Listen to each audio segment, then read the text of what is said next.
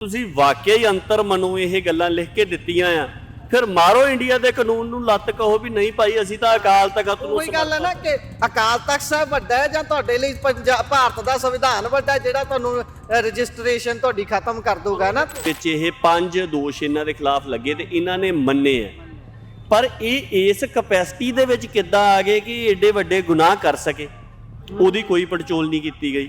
ਇੱਕ ਗੱਲ ਤਾਂ ਇਹ ਹੈ ਕਿ ਇਹ ਦੇਖੀਏ ਕਿ ਇਹਨਾਂ ਦੀ ਤਾਕਤ ਦੇ ਆਧਾਰ ਕਿਹੜੇ ਸੀਗੇ। ਇੱਕ ਤਾਂ ਇੰਡੀਅਨ ਸਟੇਟ ਦੀ ਬੈਕਿੰਗ ਇਹਨਾਂ ਦੀ ਤਾਕਤ ਦਾ ਆਧਾਰ ਸੀਗਾ, ਠੀਕ ਹੈ। ਦੂਸਰਾ, ਸਿੱਖ ਸੰਸਥਾਵਾਂ ਦੇ ਉੱਪਰ ਇਹਨਾਂ ਦਾ ਜਿਹੜਾ ਕਬਜ਼ਾ ਆ, ਜਿਹੜਾ ਇਹਨਾਂ ਦੇ ਆਪਣੇ ਕਰਕੇ ਨਹੀਂਗਾ, ਉਹ ਢਾਂਚੇ ਕਰਕੇ ਆ ਕਿ ਬਹੁਤ ਸਾਰੇ ਹਿੱਸੇ ਨੇ ਜਿਹੜੇ ਬਾਦਲ ਦਾ ਬਦਲ ਬਣਨ ਦੀ ਕੋਸ਼ਿਸ਼ ਕਰ ਰਹੇ ਆ। ਅੱਜ ਜੇ ਇਸ ਤਰ੍ਹਾਂ ਦਾ ਸਮਾਂ ਆ, ਸੈਂਟਰ ਨੇ ਕਿਸੇ ਨੂੰ ਵੀ ਉਹਨਾਂ ਵਾਲੀ ਪੋਜੀਸ਼ਨ 'ਚ ਨਹੀਂ ਆਉਣ ਦੇਣਾ ਜਿੰਨੀ ਜ਼ਿਆਦਾ ਇੰਟਰਨੈਸ਼ਨਲ ਇਨਸਟੇਬਿਲਿਟੀ ਹੈਗੀ ਆ। ਸੈਂਟਰ ਨੇ ਆਪਣੇ ਅਨੁਸਾਰ ਚੱਲਣ ਵਾਲੇ ਬੰਦੇ ਵੀ ਜਿਹੜੇ ਆ, ਉਹਨਾਂ ਨੂੰ ਵੀ ਸਿੱਖਾਂ ਦੇ ਵਿੱਚ ਉਹਨਾਂ ਦੇ ਪੈਰ ਨਹੀਂ ਲੱਗਣ ਦੇਣੇ।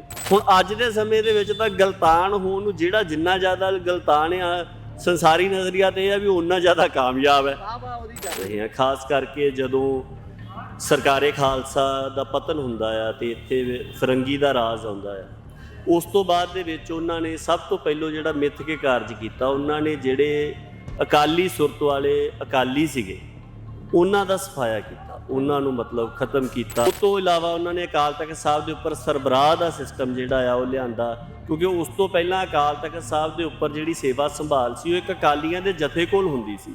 ਉਸ ਜਥੇ ਦੇ ਜਥੇਦਾਰ ਨੂੰ ਹੀ ਅਕਾਲ ਤਖਤ ਸਾਹਿਬ ਦਾ ਜਥੇਦਾਰ ਕਿਹਾ ਜਾਂਦਾ ਸੀਗਾ, ਜਿਨ੍ਹਾਂ ਨੂੰ ਹੁਣੇ ਮੰਨਿਆ ਕਿ ਸਾਡੇ ਗੁਨਾਹ ਸੀਗੇ। ਸ਼੍ਰੋਮਣੀ ਕਮੇਟੀ ਨੇ ਵੀ ਮੰਨਿਆ ਵੀ ਇਹ ਸਾਡੇ ਤੋਂ ਗਲਤ ਹੋਇਆ ਅਕਾਲ ਤਖਤ ਸਾਹਿਬ ਦੇ ਸਾਹਮਣੇ, ਪਰ ਮੰਨਿਆ ਕਿ ਇਸ ਹਾਲਾਤ ਦੇ ਵਿੱਚ ਜਦੋਂ ਉਹਨਾਂ ਨੂੰ ਲੱਗਿਆ ਕਿ ਸੰਸਾਰੀ ਤੌਰ ਦੇ ਉੱਪਰ ਪੋਲੀਟੀਕਲੀ ਜੇ ਹੁਣ ਆਪਦਾ ਬਚਾਅ ਕਰਨਾ ਤੇ ਇਹ ਗੱਲਾਂ ਮੰਨਣੀਆਂ ਪੈਣੀਆਂ। ਹੁਣ ਇਹ ਗੱਲ ਕਹਿ ਰਹੇ ਆ ਕਿ ਕੇਂਦਰ ਸਾਡੇ ਤਖਤਾਂ ਦੇ ਉੱਪਰ ਕਬਜ਼ਾ ਕਰਨਾ ਚਾਹੁੰਦਾ। ਮਸਲਾ ਇਹ ਹੈ ਕਿ ਪਹਿਲਾਂ ਕੇਂਦਰ ਨੇ ਇਹਨਾਂ ਦੇ ਰਾਹੀਂ ਤਖਤਾਂ ਦੇ ਉੱਪਰ ਪ੍ਰਭਾਵ ਸਿਰਜਿਆ ਹੋਇਆ ਸੀ, ਹੁਣ ਕੇਂਦਰ ਇਹਨਾਂ ਨੂੰ ਪਾਸੇ ਕਰਕੇ ਆਪਣਾ ਸਿੱਧਾ ਪ੍ਰਭਾਵ ਸਿਰਜਣਾ ਚਾਹੁੰਦਾ ਹੈ। ਸਤਿ ਸ਼੍ਰੀ ਅਕਾਲ ਜੀ। ਪੰਜਾਬੀ ਰੇਡੀਓ ਤੇ ਪੰਜਾਬੀ ਟੀਵੀ USA ਵੇਖਣਾ ਤੁਸੀਂ ਸ਼ੁਰੂ ਕਰ ਚੁੱਕੇ ਹੋ। ਮੈਂ ਹਾਂ ਗੁਰਪ੍ਰੀਤ ਸਿੰਘ, ਮੇਰੇ ਨਾਲ ਪਰਮਜੀਤ ਸਿੰਘ ਗਾਜ਼ੀ ਹੋਣੀ ਮੌਜੂਦ ਨੇ। ਇਸ ਸਮੇਂ ਫਤਿਹਗੜ੍ਹ ਸਾਹਿਬ ਦੀ ਧਰਤੀ ਦੇ ਉੱਪਰ ਮੌਜੂਦ ਹੈ। ਸ਼ਹੀਦੀ ਜੋੜ ਮੇਲਾ ਇਸ ਸਮੇਂ ਚੱਲ ਰਿਹਾ ਹੈ ਤੇ ਵੱਡੀ ਗਿਣਤੀ ਦੇ ਵਿੱਚ ਸੰਗਤਾਂ ਨਤਮਸਤਕ ਹੋਣ ਦੇ ਲਈ ਪਹੁੰਚ ਰਹੀਆਂ ਨੇ। ਭਾਈ ਸਾਹਿਬ ਦੇ ਨਾਲ ਸਾਂਝ ਪਾਵਾਂਗੇ ਮੌਜੂਦਾ ਸਮੇਂ ਦੇ ਵਿੱਚ ਜਿਹੜੀਆਂ ਸਿੱਖ ਪੰਥ ਦੇ ਸਾਹਮਣੇ ਦਰਪੇਸ਼ ਮੁਸ਼ਕਲਾਂ ਨੇ, ਉਹਨਾਂ ਤੇ ਚਰਚਾ ਕਰਾਂਗੇ ਤੇ ਅੱਜ ਦੀ ਮਹੱਤਤਾ ਬਾਰੇ ਵੀ ਜ਼ਰੂਰ ਚਾਨਣਾ ਪਾਵਾਂਗੇ। ਬਹੁਤ ਬਹੁਤ ਸਵਾਗਤ ਹੈ। ਵਾਹਿਗੁਰੂ ਜੀ ਕਾ ਖਾਲਸਾ। ਵਾਹਿਗੁਰੂ ਜੀ ਕਾ ਖਾਲਸਾ, ਵਾਹਿਗੁਰੂ ਜੀ ਕੀ ਫਤਿਹ ਜੀ। ਜੀ, ਸਭ ਤੋਂ ਪਹਿਲਾਂ ਤਾਂ ਅੱਜ ਦੇ ਇਤਿਹਾਸਕ ਪਰਿਪੇਖ ਨੂੰ ਸਮਝਦੇ ਹਾਂ। ਬਹੁਤ ਸਾਰੀਆਂ ਤਰ੍ਹਾਂ ਦੀਆਂ ਨੈਗੇਟਿਵ ਗੱਲਾਂ ਤਾਂ ਜਿੰਨੀਆਂ ਮਰਜ਼ੀ ਕਰ ਲਓ ਖਤਮ ਨਹੀਂ ਹੁੰਦੀਆਂ ਕਿ ਅਸੀਂ ਐਂ ਕਰ ਰਹੇ ਹਾਂ, ਉਹ ਕਰ ਰਹੇ ਹਾਂ। ਸਮੇਂ ਦੇ ਨਾਲ ਚੀਜ਼ਾਂ ਦਾ ਕਹਿ ਲਈਏ ਅਸਰ ਜਾਂ ਘਟਦਾ ਜਾਂਦਾ, ਜਾਂ ਅਸੀਂ ਉਨਾ ਅਸਰ ਕਬੂਲ ਨਹੀਂ ਰਹੇ ਜੋ ਕੁਝ ਉਸ ਸਮੇਂ ਹੋਇਆ ਸੀ। ਅੱਜ ਦੀ ਸਥਿਤੀ ਨੂੰ ਦੇਖਦਿਆਂ ਤੁਸੀਂ ਕੀ ਕਹੋਗੇ? ਅਸੀਂ ਜਿਹੜੇ ਦਿਨ ਮਨਾ ਰਹੇ ਹਾਂ, ਜਿਹੜਾ ਸੂਖ ਦੇ ਵਿੱਚ ਆ, ਉਹ ਜੀ ਚੜ੍ਹਦੀ ਕਲਾ ਦੇ ਨਾਲ, ਪਰ ਇਹ ਸਾਰੇ ਤੇ ਤੁਸੀਂ ਕੀ ਕਹੋਗੇ? ਤੁਸੀਂ ਮੇਰਾ ਮਤਲਬ ਸਮਝ ਹੀ ਗਏ ਹੋਵੋਗੇ ਜਿਸ ਤਰ੍ਹਾਂ ਦੀਆਂ ਗੱਲਾਂ ਚੱਲਦੀਆਂ ਨੇ। ਦੇਖੋ, ਜਿੰਨੀ ਵੀ ਨਕਾਰਾਤਮਕਤਾ ਵਾਲੀ ਗੱਲ ਚੱਲਦੀ ਆ, ਜਾਂ ਬੰਦੇ ਕਹਿੰਦੇ ਵੀ ਅਸੀਂ ਇਸ ਤਰ੍ਹਾਂ ਕਰ ਰਹੇ ਹਾਂ, ਅਸੀਂ ਇਸ ਤਰ੍ਹਾਂ ਕਰ ਰਹੇ ਹਾਂ, ਜਾਂ ਸਾਡੇ ਲੋਕ ਇਦਾਂ ਕਰ ਰਹੇ, ਉਹ ਕੌਣ ਨੇ? ਉਹ ਬੰਦੇ ਉਹ ਆਪਾਂ ਹੀ ਹੈ। ਸੋ ਹਰ ਇੱਕ ਮਨੁੱਖ ਜਿਹੜਾ ਵੀ ਇਸ ਧਰਤੀ ਦੇ ਉੱਪਰ ਆਇਆ ਆ, ਉਹਨੂੰ ਇਹ ਸੋਚਣਾ ਚਾਹੀਦਾ ਕਿ ਮੈਂ ਆਪਾ ਸੁਧਾਰਾਂ, ਆਪਣਾ ਅਮਲ ਸੁਧਾਰਾਂ। ਜੇ ਆਪਾਂ ਬੱਚਿਆਂ ਨੂੰ ਨਾਲ ਲੈ ਕੇ ਆਏ ਹਾਂ ਤਾਂ ਉਹਨਾਂ ਦੇ ਸਾਹਮਣੇ ਇੱਕ ਇਸ ਤਰ੍ਹਾਂ ਦਾ ਮਾਹੌਲ ਪੇਸ਼ ਕਰਨ ਦਾ ਯਤਨ ਕਰੀਏ ਕਿ ਜਿਹਦੇ ਵਿੱਚ ਉਹਨਾਂ ਨੂੰ ਲੱਗੇ ਕਿ ਅਸੀਂ ਸਾਹਿਬਜ਼ਾਦਿਆਂ ਦੀ ਯਾਦ ਦੇ ਵਿੱਚ ਆਏ ਹਾਂ, ਬਜਾਏ ਇਹਦੇ ਕਿ ਆਪਾਂ ਆਪ ਆਸੇ-ਪਾਸੇ ਦੇ ਰੰਗ ਤਮਾਸ਼ੇ ਦੇਖਦੇ ਜਾਈਏ। ਜਿਸ ਤਰ੍ਹਾਂ ਹੁਣ ਜਦੋਂ ਅਸੀਂ ਆ ਰਹੇ ਸੀਗੇ ਲਿੰਕਨ ਕਾਲਜ ਵਾਲੇ ਪਾਸਿਓਂ ਗੁਰਦੁਆਰਾ ਜੋਤੀ ਸਰੂਪ ਸਾਹਿਬ ਵੱਲ ਨੂੰ, ਤੇ ਟਾਵੀਂ ਟਰਾਲੀ ਜਾਂ ਟਾਵੀਂ ਜਿਹੜੇ ਸਾਧਨ ਆ ਉਹ ਮਿਲਦੇ ਸੀਗੇ ਜਿੱਥੇ ਸਤਿਨਾਮ ਵਾਹਿਗੁਰੂ ਦਾ ਜਾਪ ਹੋ ਰਿਹਾ ਸੀਗਾ। ਸੋ ਸਾਡੇ ਲਈ ਮਿਸਾਲ ਉਹ ਹੋਣੇ ਚਾਹੀਦੇ ਆ ਕਿ ਜਿਹੜੇ ਫਤਿਹਗੜ੍ਹ ਸਾਹਿਬ ਦੀ ਧਰਤੀ ਦੇ ਵੱਲ ਨੂੰ ਆ ਰਹੇ ਆ, ਉਹ ਜਾਪ ਕਰਦੇ ਆ ਰਹੇ ਆ। ਸੋ ਅਸੀਂ ਆਪ ਵੀ ਇਹ ਕੋਸ਼ਿਸ਼ ਕਰੀਏ ਕਿ ਅਸੀਂ ਜਦੋਂ ਆਪ ਚੱਲ ਰਹੇ ਆ, ਜਾ ਰਹੇ ਆ, ਚਾਹੇ ਤੁਸੀਂ ਲੰਗਰ ਛਕਣ ਜਾ ਰਹੇ ਹੋ, ਦਰਸ਼ਨ ਕਰਨ ਜਾ ਰਹੇ ਹੋ, ਸਖਤੀ ਤੌਰ ਦੇ ਉੱਪਰ ਹੀ ਆਪਾਂ ਆਉਂਦੇ ਹਾਂ ਤਾਂ ਸਤਿਨਾਮ ਵਾਹਿਗੁਰੂ ਦਾ ਜਾਪ ਕਰੀਏ, ਜੋ ਨਾਮ ਦਾ ਅਭਿਆਸ ਆ ਉਹ ਕਰੀਏ, ਬੱਚਿਆਂ ਦੇ ਸਾਹਮਣੇ ਵੀ ਇਹ ਮਾਹੌਲ ਪੇਸ਼ ਕਰੀਏ ਤੇ ਆਪੇ ਹੀ ਮਾਹੌਲ ਸਹੀ ਹੋ ਜਾਣਾ। ਜੇ ਹੁਣ ਹਰ ਕਿਸੇ ਨੇ ਇਹੀ ਕਹੀ ਜਾਣਾ ਆ ਵੀ ਭਾਈ ਪਹਿਲਾਂ ਇਸ ਤਰ੍ਹਾਂ ਹੁੰਦਾ ਸੀ, ਹੁਣ ਇਸ ਤਰ੍ਹਾਂ ਹੋ ਰਿਹਾ, ਪਰ ਆਪਦੇ ਆਪ 'ਚ ਕੋਈ ਤਬਦੀਲੀ ਨਹੀਂ ਲਿਆਉਣੀ, ਫਿਰ ਤਾਂ ਭਾਈ ਇਸੇ ਤਰ੍ਹਾਂ ਹੀ ਰਹਿਣਾ ਆ। ਸੋ ਚੰਗੀ ਚੀਜ਼ ਜਿਹੜੀ ਆ ਉਹਨੂੰ ਮਿਸਾਲ ਬਣਾਈਏ ਤੇ ਆਪਾਂ ਕਿਸੇ ਨੂੰ ਕਿਉਂ ਉਡੀਕੀਏ, ਆਪਣੇ ਤੋਂ ਸ਼ੁਰੂ ਕਰ ਲਈਏ। ਹਾਂਜੀ। ਸੋ ਹੁਣ ਗੱਲ ਕਰਦੇ ਹਾਂ ਇਸ ਸਮੇਂ ਮੌਜੂਦਾ ਸਮੇਂ ਦੇ ਵਿੱਚ ਸਿੱਖ ਪੰਥ ਦੇ ਸਾਹਮਣੇ ਕਹਿ ਲਈਏ ਵੱਖ-ਵੱਖ ਤਰ੍ਹਾਂ ਦੀਆਂ ਮੁਸੀਬਤਾਂ ਦਾ ਭਾਰ ਜਿੱਦਾਂ ਪਿਆ ਗਿਆ, ਜਿੱਦਾਂ ਰਿਹਾ ਤਾਂ ਹਮੇਸ਼ਾ ਹੀ ਆ, ਪਰ ਜਦੋਂ ਅੱਜ ਦੀ ਸਿਨੈਰੀਓ ਨੂੰ ਦੇਖਦੇ ਆ ਉਹ ਸਮੱਸਿਆਵਾਂ ਬਦਲਦੀਆਂ ਰਹਿੰਦੀਆਂ ਨੇ, ਨਵੇਂ ਕਿਸਮ ਦੀਆਂ ਆਉਂਦੀਆਂ ਰਹਿੰਦੀਆਂ ਨੇ। ਲੀਡਰਸ਼ਿਪ ਪੱਖੋਂ ਆਪਾਂ ਦੇਖਦੇ ਆ ਖੁਦ ਨੂੰ ਪੰਥਕ ਧਿਰ ਕਹਿਣ ਵਾਲੀ ਪੰਥਕ ਧਿਰ ਜਿਹੜੀ ਹੈ ਉਹ ਖਿੰਡਰੀ ਪੁੰਡਰੀ ਨਜ਼ਰ ਆ ਰਹੀ ਹੈ। ਜਦੋਂ ਅਸੀਂ ਆਪਣੇ ਨੁਮਾਇੰਦਿਆਂ ਵੱਲ, ਆਪਣੀਆਂ ਸਿਰਮੌਰ ਸੰਸਥਾਵਾਂ ਦੇ ਆਗੂਆਂ ਵੱਲ ਦੇਖਦੇ ਹਾਂ, ਉਹਨਾਂ ਦੇ ਮੂੰਹੋਂ ਨਿਕਲੇ ਹੋਏ ਸ਼ਬਦ ਇੰਨੇ ਕਈ ਵਾਰੀ ਭੱਦੇ ਲੱਗਦੇ ਨੇ ਕਿ ਬੰਦਾ ਸੁਣਨਾ ਨਹੀਂ ਚਾਹੁੰਦਾ, ਬੰਦੇ ਨੂੰ ਐਂ ਲੱਗਦਾ ਕਿ ਇਹਦੇ ਨਾਲੋਂ ਤਾਂ ਮੈਂ ਕੰਨ ਬੰਦ ਰੱਖਦਾ। ਤੇ ਇਹ ਸਾਰੀਆਂ ਚੀਜ਼ਾਂ ਨੂੰ ਦੇਖਦੇ ਹੋਏ ਤੁਸੀਂ ਕੀ ਸੋਚਦੇ ਹੋ ਕਿ ਸਾਨੂੰ ਕਿੱਦਾਂ ਦੀ ਗਾਈਡੈਂਸ ਦੀ ਲੋੜ ਹੈ, ਸਾਨੂੰ ਕਿੱਥੋਂ ਸੇਧ ਲੈਣ ਦੀ ਲੋੜ ਹੈ? ਕਿਉਂਕਿ ਸਭ ਤੋਂ ਵੱਡਾ ਇਸ ਸਮੇਂ ਸਾਡੇ ਕੋਲ ਜਿਹੜਾ ਕੇਂਦਰ ਹੈ, ਸਰੋਤ ਹੈ ਉਹ ਜਾਣਕਾਰੀ ਦਾ, ਉਹ ਗੁਰੂ ਗ੍ਰੰਥ ਸਾਹਿਬ ਨੇ। ਪੜ੍ਹਦੇ ਨੇ ਸਾਰੇ, ਸੁਣਦੇ ਨੇ ਸਾਰੇ, ਪਰ ਅਮਲ 'ਚ ਨਹੀਂ ਲਿਆਉਂਦੇ ਉਸ ਨੂੰ, ਜਿਹਦੇ ਕਰਕੇ ਇਹ ਸਾਰੀਆਂ ਚੀਜ਼ਾਂ ਹੁੰਦੀਆਂ ਨੇ। ਤੇ ਇਹ ਜਿਹੜੀਆਂ ਮੁਸ਼ਕਿਲਾਂ ਦਰਪੇਸ਼ ਨੇ, ਬੋਲੀ ਨੂੰ ਲੈ ਕੇ ਲਾ ਲਓ ਤੁਸੀਂ, ਜਿਸ ਤਰੀਕੇ ਨਾਲ ਆਪਾਂ ਬੀਤੇ ਦਿਨਾਂ 'ਚ ਦੇਖ ਰਹੇ ਹਾਂ ਕਿ ਭੱਦੀ ਸ਼ਬਦਾਵਲੀ ਨੂੰ ਲੈ ਕੇ ਗੱਲਾਂ ਹੁੰਦੀਆਂ ਨੇ, ਫਿਰ ਸਜ਼ਾਵਾਂ ਜਦੋਂ ਧਾਰਮਿਕ ਤੌਰ ਤੇ ਲੱਗਦੀਆਂ ਨੇ ਫਿਰ ਉਹ ਭੁਗਤ ਕੇ ਵਿਹਲੇ ਹੋ ਜਾਂਦੇ ਨੇ। ਪਰ ਕੀ ਉਹ ਮਨ ਤੇ ਜਾਂ ਮਾਨਸਿਕ ਤੌਰ ਤੇ ਉਸ ਚੀਜ਼ ਨੂੰ ਮੰਨ ਚੁੱਕੇ ਹੋਣਗੇ ਵੀ ਭਾਈ ਅੱਗੇ ਤੋਂ ਇਹ ਗਲਤੀ ਨਹੀਂ ਕਰਨੀ? ਇਹ ਸਾਰੇ ਤੇ ਜ਼ਰਾ ਚਾਨਣਾ ਪਾਓ ਕਿ ਕਿਵੇਂ ਦੇਖਦੇ ਹੋ ਤੁਸੀਂ ਇਹ? ਦੇਖੋ, ਦੋ ਨਜ਼ਰੀਏ ਇਹਨੂੰ ਦੇਖਣ ਦੇ ਹੈਗੇ ਆ। ਇੱਕ ਨਜ਼ਰੀਆ ਤਾਂ ਉਸ ਘੇਰੇ ਦਾ ਆ ਜਿਹਦੇ ਵਿੱਚੋਂ ਇਹ ਸਮੱਸਿਆਵਾਂ ਪੈਦਾ ਹੋਈਆਂ ਨੇ। ਦੂਜਾ ਘੇਰਾ ਜਿਹੜਾ ਆ ਉਹ ਇਹ ਆ ਕਿ ਜਿੱਥੋਂ ਇਹਨਾਂ ਦਾ ਹੱਲ ਹੋ ਸਕਦਾ ਹੈ। ਜਿਹੜਾ ਘੇਰਾ ਜਿੱਥੋਂ ਇਹ ਪੈਦਾ ਹੋਈਆਂ ਉਹ ਇਹ ਹੈ ਕਿ ਸਾਡੇ ਇਹਨਾਂ ਹਿੱਸਿਆਂ ਨੇ ਇਸ ਦੇਸ਼ ਦੇ ਸੰਸਾਰ ਨੂੰ ਹੀ ਸੱਚ ਮੰਨ ਲਿਆ। ਇਹਦੀਆਂ ਜੋ ਹਕੀਕਤਾਂ ਨੇ ਉਹਨਾਂ ਨੂੰ ਹੀ ਆਖਰੀ ਸੱਚ ਮੰਨ ਕੇ ਚੱਲਦੇ ਆ। ਇਸੇ ਕਰਕੇ ਉਹਨਾਂ ਨੂੰ ਲੱਗਦਾ ਕਿ ਇੱਥੇ ਹੀ ਅਸੀਂ ਕਿਸੇ ਤਰੀਕੇ ਦੇ ਨਾਲ ਇਸ ਤਰ੍ਹਾਂ ਕਰ ਲਈਏ, ਇੱਦਾਂ ਸੱਤਾ 'ਚ ਰਹਿ ਰਹੀਏ, ਇੰਨਾ ਅਹੁਦਿਆਂ ਦੇ ਉੱਪਰ ਰਹਿ ਲਈਏ, ਇਸੇ ਨੂੰ ਹੀ ਉਹ ਸਾਰਾ ਕੁਝ ਮੰਨ ਕੇ ਚੱਲਦੇ ਆ। ਜਦ ਕਿ ਸਿੱਖ ਜਦੋਂ ਵੀ ਸੰਸਾਰ ਦੇ ਵਿੱਚ ਵਿਚਰਦੇ ਆ ਉਹ ਮਤਲਬ ਲੌਕਿਕ ਤੇ ਪਰਾਲੌਕਿਕ ਇਹਾਂ ਉਹਾਂ ਦੀ ਜਿਹੜੀ ਗੱਲ ਹੈ, ਅਗਲਾ ਸੰਸਾਰ ਜਿਹੜਾ ਹੈਗਾ, ਜਿਹੜਾ ਇਸ ਸਰੀਰ ਦੀ ਮੌਤ ਤੋਂ ਬਾਅਦ ਦਾ ਆ, ਜਿਹੜਾ ਗੁਰੂ ਦਰਬਾਰ ਦਾ ਆ, ਗੁਰੂ ਦੇ ਸਨਮੁਖ ਜਾ ਕੇ ਪੇਸ਼ ਹੋਣ ਦਾ ਵੀ ਹੈਗਾ ਆ, ਇਸ ਸੰਸਾਰ ਦੇ ਵਿੱਚ ਰਹਿੰਦਿਆਂ ਵੀ ਤੇ ਇਸ ਸੰਸਾਰ ਤੋਂ ਬਾਅਦ ਦੇ ਵਿੱਚ ਵੀ, ਉਹ ਇਸ ਇੱਕ ਦਾਇਰਾ ਬਣਦਾ ਆ ਕਿ ਜਿੱਥੇ ਬੰਦੇ ਆਪਦੇ ਕਰ ਰਹੇ ਕਰਮ ਨੂੰ ਘੱਟੋ ਘੱਟ ਇਹ ਗੱਲ ਦੇਖਣ ਕਿ ਕੱਲ੍ਹ ਨੂੰ ਭਾਈ ਮਹਾਰਾਜ ਦੀ ਦਰਗਾਹ ਦੇ ਵਿੱਚ ਜਾ ਕੇ ਵੀ ਜਵਾਬਦੇਹ ਹੋਣਾ ਹੈ। ਸੋ ਉਸ ਗੱਲ ਨੂੰ ਜੇ ਆਧਾਰ ਦੇ ਵਿੱਚ ਰੱਖ ਕੇ ਚੱਲਦੇ ਆ, ਫਿਰ ਆਪਣੇ ਆਪ ਦੇ ਵਿੱਚ ਇੰਪਰੂਵਮੈਂਟ ਕਰਨ ਦਾ, ਆਪਣੇ ਆਪ ਨੂੰ ਸੁਧਾਰਨ ਦਾ, ਮਤ ਨੂੰ ਤਰਾਸ਼ਣ ਦਾ, ਆਪਦੇ ਚਰਿੱਤਰ ਨੂੰ ਠੀਕ ਕਰਨ ਦਾ, ਇਹ ਸਾਰੇ ਰਸਤੇ ਦੇ ਉੱਪਰ ਪੈਂਦਾ ਜੋ ਇੱਕ ਸਿੱਖ ਦਾ ਮਾਰਗ ਆ, ਜਿਹਦੇ ਵਿੱਚ ਇਸ ਸੰਸਾਰ ਦੇ ਵਿੱਚ ਵਿਚਰਦਿਆਂ ਹੋਇਆਂ ਰਹਿਣਾ ਆ, ਜਿਹਦੇ ਵਿੱਚੋਂ ਉਹ ਅਵਸਥਾ ਬਣਦੀ ਆ ਜਿਹਨੂੰ ਮਹਾਰਾਜ ਨੇ ਵੱਖ-ਵੱਖ ਤਰੀਕੇ ਦੇ ਨਾਲ ਦਰਸਾਇਆ। ਕਿਤੇ ਮਤਲਬ ਮਰਗਾਬੀ ਦੀ ਉਦਾਹਰਨ ਦਿੱਤੀ ਆ ਵੀ ਉਹ ਪਾਣੀ ਦੇ ਵਿੱਚ ਰਹਿੰਦੀ ਆ ਪਰ ਉਹਦੇ ਖੰਭ ਨਹੀਂ ਭਿੱਜਦੇ। ਕਿਤੇ ਕਮਲ ਦੀ ਉਦਾਹਰਨ ਦਿੱਤੀ ਆ, ਉਹ ਚਿੱਕੜ ਦੇ ਵਿੱਚ ਰਹਿੰਦਾ ਆ ਪਰ ਉਹ ਮਤਲਬ ਉਹਦੇ ਤੋਂ ਨਿਰਲੇਪ ਰਹਿੰਦਾ ਆ। ਇਸੇ ਤਰ੍ਹਾਂ ਹੀ ਇਸ ਸੰਸਾਰ ਦੇ ਵਿੱਚ ਰਹਿੰਦਿਆਂ ਹੋਇਆਂ ਜਿਹੜੀਆਂ ਇਹਦੀ ਮਾਇਆ ਪ੍ਰਭਾਵ ਪਾਉਂਦੀ ਹੈ, ਜਿਹੜੀਆਂ ਬਿਰਤੀਆਂ ਇਨਸਾਨ ਦੇ ਚਰਿੱਤਰ ਨੂੰ ਸੁੱਟਦੀਆਂ ਨੇ, ਉਹਨਾਂ ਤੋਂ ਉੱਪਰ ਉੱਠਣ ਦਾ ਯਤਨ ਜਿਹੜਾ ਆ ਉਹ ਕਰਨਾ ਆ। ਸੋ ਅੱਜ ਦੇ ਸਮੇਂ ਦੇ ਵਿੱਚ ਸਮੱਸਿਆ ਸਾਡੀ ਇਹੀ ਹੈਗੀ ਕਿ ਜਿੱਦਾਂ ਵੀ ਸਾਡੇ ਹਿੱਸੇ ਹੈਗੇ ਆ ਉਹ ਇਹ ਸਾਰੇ ਦਿਸ ਦੇ ਘੇਰੇ ਨੂੰ ਹੀ ਸੱਚ ਮੰਨ ਰਹੇ ਆ। ਸੋ ਗੁਰੂ ਸਾਹਿਬ ਨੇ ਤਾਂ ਥਾਂ ਜਿਸ ਤਰ੍ਹਾਂ ਤੁਸੀਂ ਗੁਰਬਾਣੀ ਦਾ ਜ਼ਿਕਰ ਕੀਤਾ, ਤੇ ਗੁਰਬਾਣੀ ਦੇ ਵਿੱਚ ਤਾਂ ਜਿਹੜੀਆਂ ਗੱਲਾਂ ਨੂੰ ਦਰਸਾਇਆ ਗਿਆ ਆ ਉਹ ਜੋ ਕੁਛ ਆ ਚੱਲ ਰਿਹਾ ਉਸ ਤੋਂ ਬਿਲਕੁਲ ਵੱਖਰੀਆਂ ਨੇ। ਠੀਕ ਹੈ ਨਾ? ਹਾਂ, ਇਹਨਾਂ ਚੀਜ਼ਾਂ ਦੇ ਵਿੱਚ ਵੀ ਵਿਚਰਨਾ ਆ ਪਰ ਇਹਨਾਂ ਦੇ ਵਿੱਚ ਗਲਤਾਨ ਨਹੀਂ ਹੋਣਾ।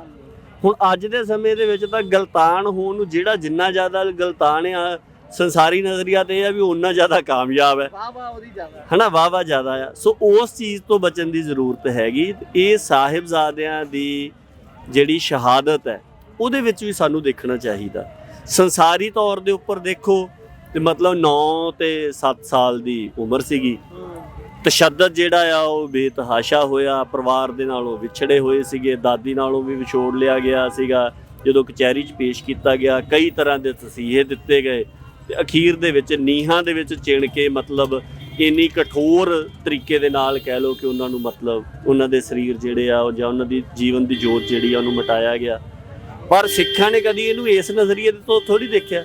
ਸਿੱਖਾਂ ਨੇ ਤਾਂ ਇਹਨੂੰ ਸਦਾ ਚੜ੍ਹਦੀ ਕਲਾ ਦੇ ਵਜੋਂ, ਸਾਹਿਬਜ਼ਾਦਿਆਂ ਦੀ ਦ੍ਰਿੜਤਾ ਦੇ ਵਜੋਂ, ਕਿੱਦਾਂ ਉਹ ਸੂਬੇ ਦੀ ਕਚਹਿਰੀ ਜਿੱਥੇ ਦੁਨਿਆਵੀ ਚਤਰਾਈ ਤਾਂ ਇਹ ਕਹਿੰਦੀ ਆ ਵੀ ਬੱਚੇ ਨੇ ਤੇ ਜਿਹੜੀ ਛੋਟੀ ਤਾਕੀ ਆ ਉਹ ਖੋਲ ਦਿਓ ਤੇ ਸਿਰ ਝੁਕਾ ਕੇ ਆਉਣਗੇ ਤੇ ਕਹਿ ਦਿਓ ਵੀ ਗੁਰੂ ਗੋਬਿੰਦ ਸਿੰਘ ਦੇ ਪੁੱਤਰਾਂ ਨੇ ਸਿਰ ਝੁਕਾ ਦਿੱਤਾ।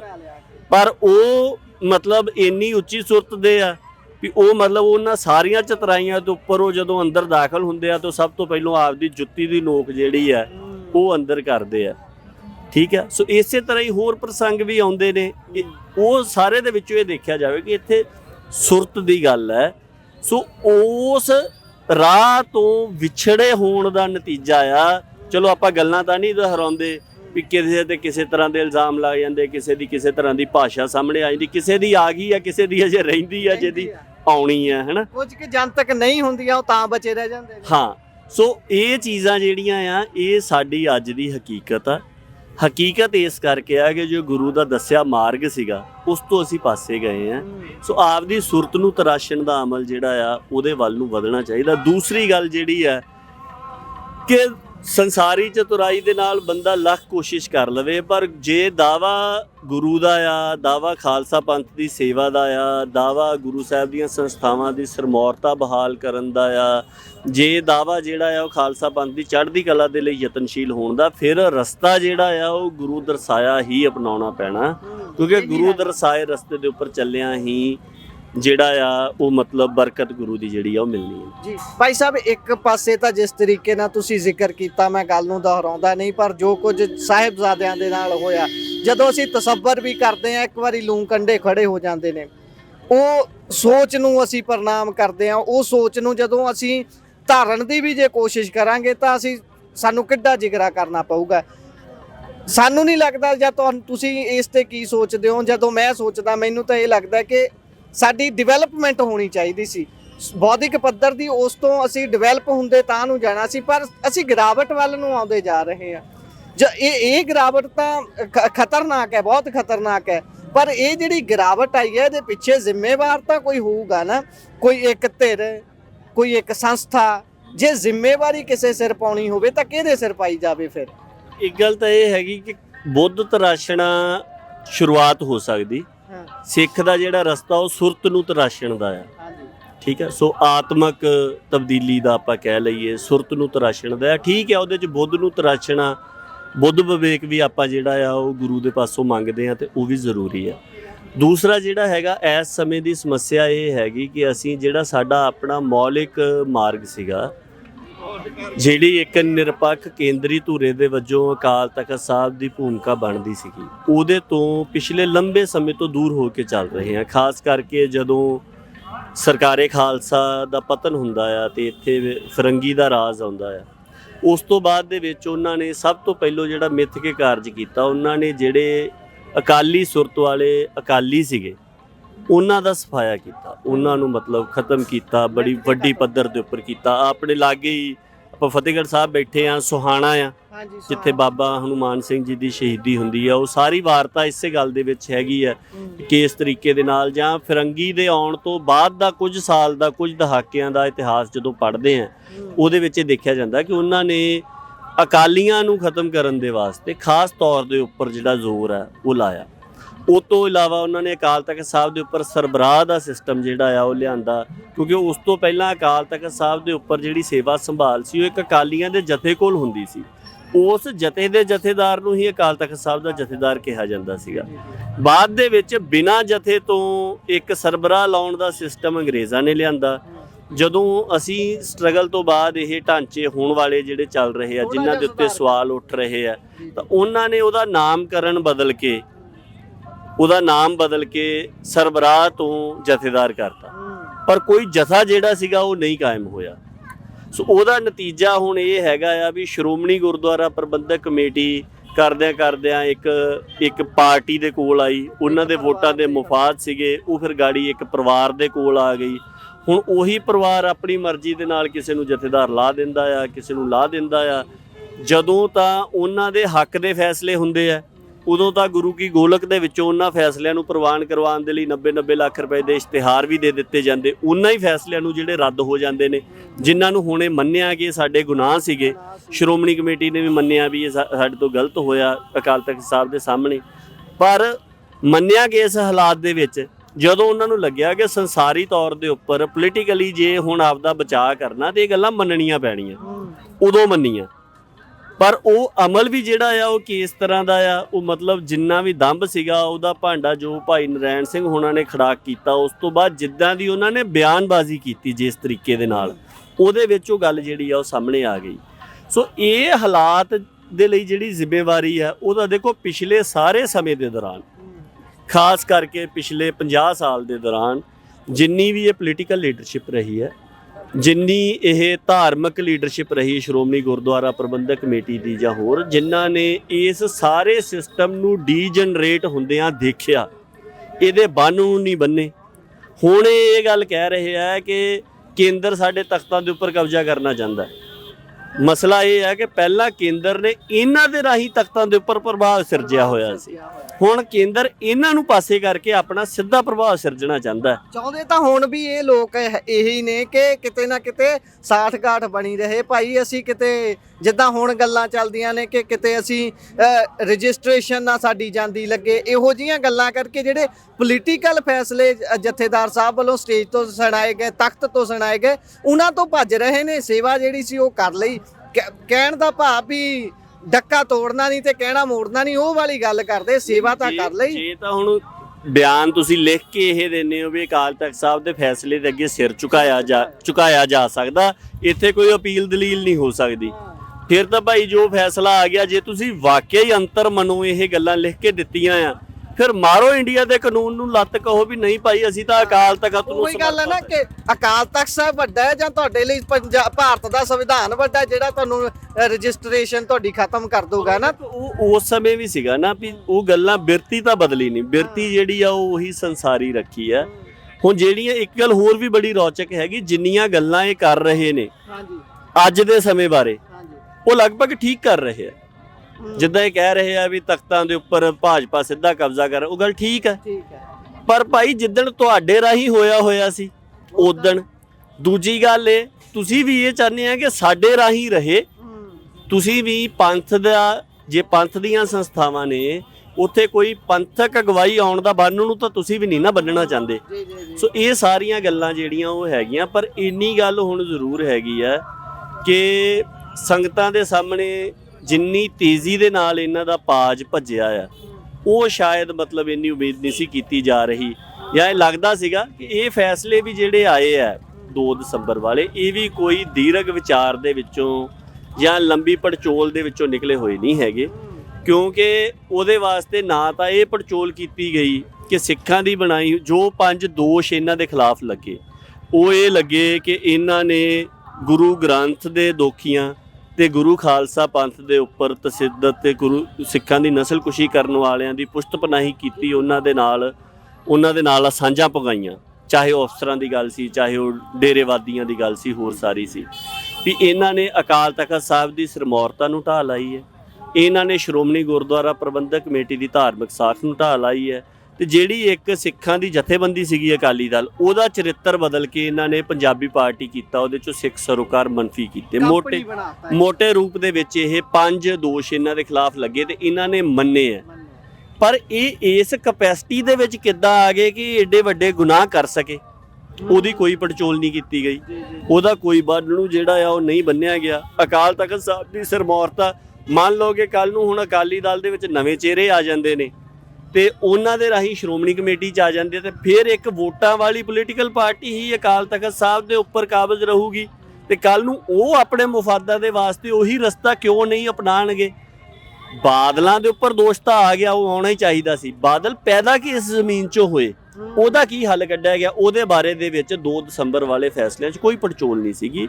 ਸੋ ਇਸ ਕਰਕੇ ਜੇ ਉਹ ਫੈਸਲੇ ਇਨ ਬਿਨ ਲਾਗੂ ਵੀ ਹੋ ਜਾਂਦੇ ਆ, ਉਹ ਦੀਰਘਕਾਲੀ ਹੱਲ ਨਹੀਂ ਹੈ। ਇਹਦੇ ਵਾਸਤੇ ਜ਼ਰੂਰਤ ਇਹ ਹੈਗੀ ਆ ਕਿ ਇਹਦਾ ਦੀਰਘਕਾਲੀ ਹੱਲ ਕੱਢਣ ਦੇ ਵਾਸਤੇ ਜੋ ਇੱਕ ਗੁਰਮਤਾ ਕਰਕੇ ਨਵੇਂ ਸ਼ਹਿਰ ਦੀਆਂ ਸੰਗਤਾਂ ਦੇ ਵੱਲੋਂ ਤੇ ਹੋਰ ਸਾਰੀਆਂ ਪੰਥਕ ਸੰਸਥਾਵਾਂ ਜਥਿਆਂ ਦੇ ਵੱਲੋਂ ਸੌਂਪਿਆ ਗਿਆ ਸੀਗਾ ਅਕਾਲ ਤਖਤ ਸਾਹਿਬ ਵਿਖੇ ਵੀ, ਕਿ ਤੁਸੀਂ ਵਡੇਰੇ ਅਮਲ ਦੇ ਵਿੱਚ ਪਾਓ, ਸਿੱਖਾਂ ਦਾ ਤਖਤ ਸਾਹਿਬਾਨ ਦਾ ਪ੍ਰਬੰਧ ਕਿਸ ਤਰ੍ਹਾਂ ਦਾ ਹੋਣਾ ਅੱਜ ਦੇ ਸਮੇਂ ਦੇ ਵਿੱਚ, ਪੰਥਕ ਸਿੱਖਾਂ ਦਾ ਗੁਰਦੁਆਰਾ ਪ੍ਰਬੰਧਕ ਇਸ ਤਰੀਕੇ ਦੇ ਨਾਲ ਵੋਟ ਰਾਜਨੀਤੀ ਦੇ ਪ੍ਰਭਾਵਾਂ ਤੋਂ ਮੁਕਤ ਹੋਣਾ ਆ, ਤੇ ਸਿੱਖਾਂ ਨੇ ਜਿਹੜੀ ਇੰਡੀਅਨ ਸਿਸਟਮ ਦੇ ਅੰਦਰ ਪੋਲਿਟਿਕਸ ਦੇ ਵਿੱਚ ਸ਼ਮੂਲੀਅਤ ਕਰਨੀ, ਉਹ ਕਿੰਨਾ ਆਧਾਰਾਂ ਦੇ ਉੱਪਰ ਕਰਨੀ ਆ।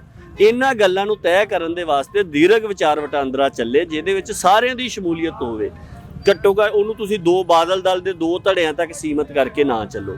ਸੋ ਉਹ ਗੱਲ ਨਹੀਂ ਵਾਪਰੀ। ਅਜੇ ਵੀ ਇਹ ਰਸਤਾ ਹੈਗਾ ਆ, ਪਰ ਮੈਨੂੰ ਲੱਗਦਾ ਕਿ ਹੁਣ ਜਿੰਨੀ ਵੀ ਇਹ ਗੱਲ ਹੈਗੀ ਆ, ਜਿੰਨੀ ਤੇਜ਼ੀ ਦੇ ਨਾਲ ਉਹਨਾਂ ਫੈਸਲਿਆਂ ਤੋਂ ਪਿੱਛੇ ਹਟਿਆ ਜਾ ਰਿਹਾ ਆ, ਤੇ ਜੇ ਇਸ ਤਰੀਕੇ ਦੇ ਨਾਲ ਸੱਚੇ ਜਾਂ ਝੂਠੇ ਹਵਾਲੇ ਘੜ ਕੇ ਮਤਲਬ ਗੱਲਾਂ ਪਰਸਨਲ ਦੂਸ਼ਣਬਾਜ਼ੀ ਤੱਕ ਆ ਗਈਆਂ ਨੇ, ਇਹ ਸਾਰੇ ਕਾਸੇ ਦੇ ਵਿੱਚੋਂ ਹੱਲ ਅੱਗੇ ਜਿਹੜਾ ਆ ਉਹ ਨਹੀਂ ਨਿਕਲਣਾ। ਜਿੰਨੀਆਂ ਸੁਹਿਰਦ ਸਿੱਖਾਂ ਦੇ ਹਿੱਸੇ ਹੈਗੇ ਆ, ਉਹਨਾਂ ਨੂੰ ਇਸ ਅਮਲ ਨੂੰ ਸਹੀ ਤਰੀਕੇ ਦੇ ਨਾਲ ਚਲਾਉਣ ਦੇ ਵਾਸਤੇ ਆਪਣੇ ਤੌਰ ਦੇ ਉੱਪਰ ਬੰਨ ਨੂੰ ਬੰਨਣੇ ਚਾਹੀਦੇ ਆ। ਜੀ ਜੀ, ਆਖਰੀ ਸਵਾਲ ਹੈ ਗਾਜ਼ੀ ਸਾਹਿਬ, ਇਸ ਤੋਂ ਬਾਅਦ ਆਪਾਂ ਸਮਾਪਤੀ ਕਰਾਂਗੇ। ਸਵਾਲ ਇਹ ਹੈ ਕਿ ਜਿਸ ਤਰੀਕੇ ਦੇ ਨਾਲ ਤੁਸੀਂ ਗੱਲਾਂ ਕੀਤੀਆਂ ਕਿ ਕੈਪੈਸਿਟੀ ਦੇ ਵਿੱਚ ਕਿਵੇਂ ਆਏ, ਪਰ ਹੁਣ ਗੱਲ ਤਾਂ ਇਹ ਵੀ ਉੱਠਦੀ ਹੈ, ਸਵਾਲ ਤਾਂ ਇਹ ਵੀ ਵੱਡੇ ਪੱਧਰ ਤੇ ਹੁੰਦਾ ਹੈ ਕਿ ਪੰਥ ਦੇ ਅੱਗੇ ਤਾਂ ਇਹ ਕੁਝ ਨਹੀਂ ਨਾ, ਫਿਰ ਪੰਥ ਕਿਉਂ ਨਹੀਂ ਉੱਠ ਖੜਾ ਹੁੰਦਾ? ਇੱਕ ਵਾਰੀ ਇਹੋ ਜਿਹਾ ਹੰਬਲਾ ਕਿਉਂ ਨਹੀਂ ਮਾਰਿਆ ਜਾਂਦਾ ਵੀ ਇੱਕ ਵਾਰੀ ਇਹਨਾਂ ਦਾ ਖੁਰਾ ਖੋਜ ਮਿਟਾ ਦਿੱਤਾ ਜਾਵੇ, ਇਹਨਾਂ ਨੂੰ ਖਤਮ ਕਰਕੇ ਨਵੇਂ ਤੌਰ ਤੇ ਸਾਰੀ ਲੀਡਰਸ਼ਿਪ ਸਿਰਜੀ ਜਾਵੇ। ਲੀਡਰਸ਼ਿਪ ਵੀ ਕਿਉਂ, ਇੱਕ ਜਗ੍ਹਾ ਸੈਂਟਰਲਾਈਜ਼ ਕੁਝ ਵੀ ਨਹੀਂ ਹੋਣਾ ਚਾਹੀਦਾ।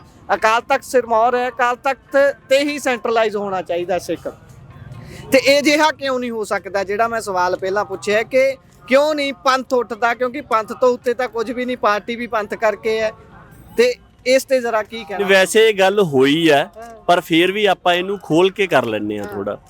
ਸੋ ਇੱਕ ਗੱਲ ਤਾਂ ਇਹ ਹੈ ਕਿ ਇਹ ਦੇਖੀਏ ਕਿ ਇਹਨਾਂ ਦੀ ਤਾਕਤ ਦੇ ਆਧਾਰ ਕਿਹੜੇ ਸੀਗੇ। ਇੱਕ ਤਾਂ ਇੰਡੀਅਨ ਸਟੇਟ ਦੀ ਬੈਕਿੰਗ ਇਹਨਾਂ ਦੀ ਤਾਕਤ ਦਾ ਆਧਾਰ ਸੀਗਾ, ਠੀਕ ਹੈ। ਦੂਸਰਾ, ਸਿੱਖ ਸੰਸਥਾਵਾਂ ਦੇ ਉੱਪਰ ਇਹਨਾਂ ਦਾ ਜਿਹੜਾ ਕਬਜ਼ਾ ਆ, ਜਿਹੜਾ ਇਹਨਾਂ ਦੇ ਆਪਣੇ ਕਰਕੇ ਨਹੀਂਗਾ, ਉਹ ਢਾਂਚੇ ਕਰਕੇ ਹੈ। ਜਿਸ ਢਾਂਚੇ ਦੇ ਵਿੱਚ ਮਤਲਬ ਸ਼੍ਰੋਮਣੀ ਗੁਰਦੁਆਰਾ ਪ੍ਰਬੰਧਕ ਕਮੇਟੀ ਦੀ ਚੋਣ ਦੇ ਰਾਹੀਂ, ਜਿਹੜੀ ਕਿ ਹੁਣ ਹੋਈ ਨੂੰ ਇੰਨਾ ਸਮਾਂ ਹੋ ਗਿਆ, ਉਸ ਢਾਂਚੇ ਕਰਕੇ ਇਹਨਾਂ ਦੀ ਤਾਕਤ ਸੀਗੀ। ਤੀਜੀ ਜਿਹੜੀ ਆ ਉਹ ਮਤਲਬ ਕਹਿ ਲਓ ਕਿ ਵੋਟਰਾਂ ਦਾ ਜਾਂ ਸਿੱਖਾਂ ਦਾ, ਪੰਜਾਬ ਦੇ ਲੋਕਾਂ ਦਾ ਸੀਗਾ ਕਿ ਇਲੈਕਸ਼ਨ ਜਿੱਤ ਜਾਂਦੇ ਸੀਗੇ। ਇੰਡੀਅਨ ਸਟੇਟ ਤਾਂ ਇਸ ਵੇਲੇ ਇਹਨਾਂ ਨੂੰ ਮਤਲਬ ਬਿਲਕੁਲ ਠਿੱਠ ਕਰਨ ਦੇ ਉੱਪਰ ਉਤਰੀ ਹੋਈ ਹੈ। ਸੋ ਉਹਨਾਂ ਨੇ ਆਪਣਾ ਹੱਥ ਜਿਹੜਾ ਆ ਉਹ 2014 ਤੋਂ ਬਾਅਦ ਪਿੱਛੇ ਖਿੱਚ ਲਿਆ ਸੀਗਾ, ਜਿਸ ਤੋਂ ਬਾਅਦ ਦੇ ਵਿੱਚ ਜਿੰਨਾ ਤਾਮ-ਝਾਮ ਸੀਗਾ ਉਹਨੂੰ ਆਪਣੇ ਆਪ ਖੜੇ ਰੱਖਣ ਦੇ ਸਮਰੱਥ ਨਹੀਂ ਸੀਗੇ, ਡਿੱਗ ਰਹੇ ਆ। ਲੋਕਾਂ ਨੇ ਇਹਨਾਂ ਨੂੰ ਮੁਕੰਮਲ ਤੌਰ ਦੇ ਉੱਪਰ ਨਕਾਰ ਦਿੱਤਾ ਹੈ। ਇਸ ਗੱਲ ਤੋਂ ਆਪਾਂ ਕਹਿੰਦੇ ਨਾ ਵੀ ਹੋਇਆ ਕਿਉਂ ਨਹੀਂ, ਉਹ ਹੋਇਆ ਆ, ਸਿਰਫ ਆਪਾਂ ਨੂੰ ਦੇਖਣ ਦੀ ਜ਼ਰੂਰਤ ਆ। ਜਿੰਨੀ ਵੱਡੀ ਪੱਧਰ ਤੇ ਪਿਛਲੀਆਂ ਇਲੈਕਸ਼ਨਾਂ ਵਿਧਾਨ ਸਭਾ ਦੀਆਂ, ਇੱਕ ਪੋਲੀਟੀਕਲ ਪਾਰਟੀ ਦੀ ਕਿਵੇਂ ਜਜਮੈਂਟ ਹੁੰਦੀ, ਇਸੇ ਤੋਂ ਹੀ ਹੁੰਦੀ ਵੀ ਲਗਾਤਾਰ ਗਿਰਾਵਟ 'ਚ ਜਾ ਰਹੇ, ਢਾਂਚਾ ਖਿੱਲਰ ਗਿਆ, ਸਭ ਕੁਝ ਉਹ ਹੋ ਗਿਆ। ਜਿਹੜਾ ਇਹਨਾਂ ਦਾ ਥੋੜਾ ਬਹੁਤਾ ਪ੍ਰਭਾਵ ਬਚਿਆ ਹੋਇਆ ਆ, ਉਹ ਇੰਡੀਅਨ ਨਿਜ਼ਾਮ ਦੇ ਤਹਿਤ ਤਖਤਾਂ ਨੂੰ ਕੰਟਰੋਲ ਕਰਨ ਦਾ ਤੇ ਸ਼੍ਰੋਮਣੀ ਗੁਰਦੁਆਰਾ ਪ੍ਰਬੰਧਕ ਕਮੇਟੀ ਜਾਂ ਗੁਰਦੁਆਰਾ ਪ੍ਰਬੰਧਨ ਨੂੰ ਕੰਟਰੋਲ ਕਰਨ ਦਾ ਜਿਹੜਾ ਢਾਂਚਾ ਆ, ਉਹਦੇ ਵਿੱਚ ਇਹ ਅਜੇ ਤੱਕ ਕਿਉਂਕਿ ਬਚੇ ਹੋਏ ਨੇ, ਉਹਦੇ ਵਿੱਚ ਨੇ, ਉਸ ਕਰਕੇ ਇਹ ਉਹਨਾਂ ਚੀਜ਼ਾਂ ਨੂੰ ਪ੍ਰਭਾਵਿਤ ਕਰਨ ਦੀ ਸਮਰੱਥਾ ਦੇ ਵਿੱਚ ਹੈਗੇ ਆ। ਆਪਣੇ ਤੌਰ ਦੇ ਉੱਪਰ ਇਹਨਾਂ ਨੂੰ ਮੁਕੰਮਲ ਤੌਰ ਦੇ ਉੱਪਰ ਨਕਾਰਿਆ ਜਾ ਚੁੱਕਾ ਆ। ਸੋ ਇਹਦੇ ਵਿੱਚ ਹੁਣ ਵੱਡੀ ਗੱਲ ਸਿੱਖਾਂ ਦੇ ਵਾਸਤੇ ਕਰਨ ਵਾਲੀ ਇਹ ਹੈਗੀ ਆ, ਖਾਸ ਕਰਕੇ ਕਿ ਆਪਣੇ ਤਖਤ ਸਾਹਿਬ ਨੂੰ ਵੋਟ ਰਾਜਨੀਤੀ ਦੇ ਪ੍ਰਭਾਵ ਤੋਂ ਕਿੱਦਾਂ ਮੁਕਤ ਕਰਨਾ, ਗੁਰਦੁਆਰਾ ਪ੍ਰਬੰਧਨ ਨੂੰ ਕਿਵੇਂ ਮੁਕਤ ਕਰਨਾ, ਤੇ ਵੋਟ ਰਾਜਨੀਤੀ ਵਾਲੇ ਵੋਟ ਰਾਜਨੀਤੀ ਤੱਕ ਸੀਮਤ ਰਹਿਣ ਤੇ ਉਹ ਸਿੱਖਾਂ ਦੇ ਤੇ ਪੰਜਾਬ ਦੇ ਹਿੱਤਾਂ ਦੇ ਵਾਸਤੇ ਖੜਨ। ਉਹਦੇ ਵਾਸਤੇ ਲੀ ਕਿਹੜੀ ਹੋਣੀ ਆ, ਇਹਦੇ ਵਾਸਤੇ ਯਤਨ ਹੋਣੇ ਚਾਹੀਦੇ ਆ। ਇੱਕ ਮੈਂ ਆਖਰੀ ਗੱਲ ਇਹ ਵੀ ਕਹਿਣਾ ਚਾਹੁੰਦਾ ਕਿ ਬਹੁਤ ਸਾਰੇ ਹਿੱਸੇ ਨੇ ਜਿਹੜੇ ਬਾਦਲ ਦਾ ਬਦਲ ਬਣਨ ਦੀ ਕੋਸ਼ਿਸ਼ ਕਰ ਰਹੇ ਆ। ਅੱਜ ਜੇ ਇਸ ਤਰ੍ਹਾਂ ਦਾ ਸਮਾਂ ਆ, ਸੈਂਟਰ ਨੇ ਕਿਸੇ ਨੂੰ ਵੀ ਉਹਨਾਂ ਵਾਲੀ ਪੋਜੀਸ਼ਨ 'ਚ ਨਹੀਂ ਆਉਣ ਦੇਣਾ ਜਿੰਨੀ ਜ਼ਿਆਦਾ ਇੰਟਰਨੈਸ਼ਨਲ ਇਨਸਟੇਬਿਲਿਟੀ ਹੈਗੀ ਆ। ਸੈਂਟਰ ਨੇ ਆਪਣੇ ਅਨੁਸਾਰ ਚੱਲਣ ਵਾਲੇ ਬੰਦੇ ਵੀ ਜਿਹੜੇ ਆ, ਉਹਨਾਂ ਨੂੰ ਵੀ ਸਿੱਖਾਂ ਦੇ ਵਿੱਚ ਉਹਨਾਂ ਦੇ ਪੈਰ ਨਹੀਂ ਲੱਗਣ ਦੇਣੇ। ਸੋ ਦਿੱਲੀ ਦਰਬਾਰ ਦੇ ਵੱਲ ਟੇਕ ਰੱਖਣ ਦੀ ਬਜਾਏ ਆਪਣੇ ਪੰਥ ਦੇ ਅੰਦਰੂਨੀ ਹਿੱਸਿਆਂ ਦੇ ਨਾਲ ਗੱਲਬਾਤ ਕਰਕੇ ਇਹਦਾ ਇੱਕ ਸਾਂਝੇ ਤੌਰ ਦੇ ਉੱਪਰ ਹੱਲ ਕੱਢਣ ਵੱਲ ਨੂੰ ਤੁਰਨਾ ਚਾਹੀਦਾ ਹੈ। ਸੋ ਤੁਸੀਂ ਸਮਾਂ ਦਿੱਤਾ, ਬਹੁਤ ਬਹੁਤ ਧੰਨਵਾਦ ਗਾਜ਼ੀ ਸਾਹਿਬ। ਵਾਹਿਗੁਰੂ ਜੀ ਕਾ ਖਾਲਸਾ, ਵਾਹਿਗੁਰੂ ਜੀ ਕਾ ਖਾਲਸਾ, ਵਾਹਿਗੁਰੂ ਜੀ ਕੀ ਫਤਿਹ। ਸੋ ਇਹ ਸਨ ਪਰਮਜੀਤ ਸਿੰਘ ਗਾਜ਼ੀ, ਜਿਨ੍ਹਾਂ ਨੇ ਚਾਨਣਾ ਪਾਇਆ ਕਿ ਮੌਜੂਦਾ ਸਥਿਤੀ ਜੋ ਸਿੱਖ ਪੰਥ ਦੇ ਸਾਹਮਣੇ ਹੈ, ਬਹੁਤ ਜੋ ਸਮੱਸਿਆਵਾਂ ਦਰਪੇਸ਼ ਨੇ, ਉਹਨਾਂ ਦੇ ਹੱਲਾਂ ਤੇ ਵੀ ਚਰਚਾ ਕੀਤੀ ਹੈ। ਸੋ ਗੱਲਬਾਤ ਤੁਸੀਂ ਸੁਣੀ ਹੈ, ਕਿਹੋ ਜਿਹੇ ਤੁਹਾਨੂੰ ਵਿਚਾਰ ਲੱਗੇ ਨੇ। ਆਪਣੇ ਵਿਚਾਰ, ਰਾਏ, ਟਿੱਪਣੀਆਂ ਸੱਭਿਅਕ ਭਾਸ਼ਾ ਦੇ ਜ਼ਰੀਏ ਸਾਡੇ ਤੱਕ ਜ਼ਰੂਰ ਪਹੁੰਚਾਉਣਾ, ਉਹਨਾਂ ਤੇ ਅੱਗੇ ਫੇਰ ਤੋਂ ਗੱਲਬਾਤ ਕਰ ਸਕਾਂਗੇ। ਸੋ ਜੁੜੇ ਰਹੋ Punjabi radio, Punjabi TV USA ਦੇ ਨਾਲ। ਧੰਨਵਾਦ, ਸਤਿ ਸ਼੍ਰੀ ਅਕਾਲ, ਵਾਹਿਗੁਰੂ ਜੀ ਕਾ ਖਾਲਸਾ, ਵਾਹਿਗੁਰੂ ਜੀ ਕੀ ਫਤਿਹ।